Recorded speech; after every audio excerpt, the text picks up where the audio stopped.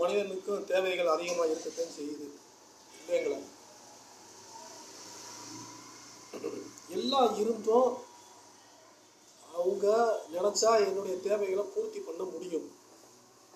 எல்லாம் இருந்தும் அவங்க எனது தேவைகளை பூர்த்தி பண்ண தயாராக இல்லை. ஆனால் என்கிட்ட எதுவுமே இல்லை, ஆனால் அவங்களுடைய தேவைகளை நான் பூர்த்தி பண்ணிக்கிட்டு இருக்கேன். இதுலேருந்து தெரியுதா? அவங்களுக்கு எனக்கு ரொம்ப வித்தியாசம் இருக்குது. அவங்களுக்கு பசி எடுக்கிற நேரம் உணவு கொடுத்துக்கிட்டு தான் இருக்கேன். எனக்கும் பசிக்கும்ல, நானும் மனுஷன் தானே, நானும் சாப்பிடணும்ல. அவங்களுக்கு மட்டும்தான் பசிக்குமா? எனக்கு பசிக்காதா?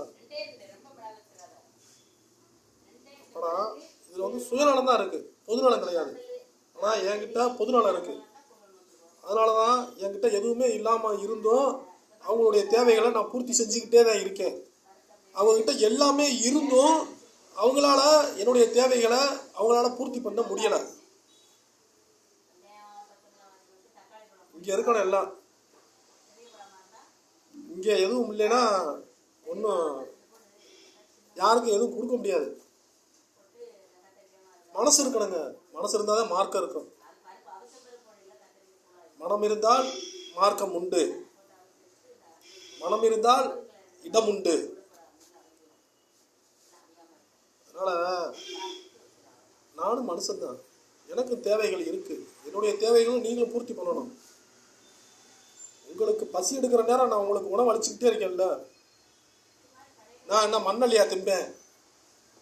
நீ சோறு சாப்பிட்றீங்களா? வகுத்துக்கு 3 வேளை சோறு சாப்பிட்றீங்கல்ல. நான் என்ன மண்ணல்லையா திம்பேன்?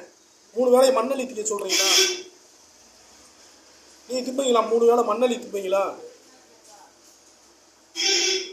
பொதுநலமாக இருக்க முயற்சி செய்யுங்க.